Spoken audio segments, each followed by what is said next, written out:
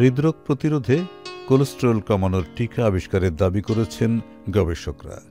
এই টিকার মূল কাজ হবে এটি ধমনীতে চর্বি জমতে বাধা দেবে। এই টিকা নিলে স্ট্রোক, বুক ব্যথা ও হৃদরোগের ঝুঁকি কমাতে রোজ রোজ আর ওষুধ খেতে হবে না। ভিয়েনার মেডিকেল বিশ্ববিদ্যালয়ের একদল গবেষক ইঁদুরের উপর পরীক্ষা চালিয়ে এই গবেষণায় সাফল্য পাওয়ার দাবি করেন।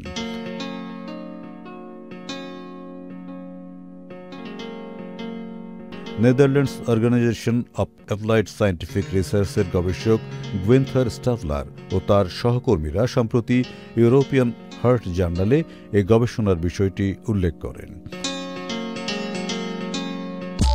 NRBC ব্যাংক, সুখবর প্রতিদিন।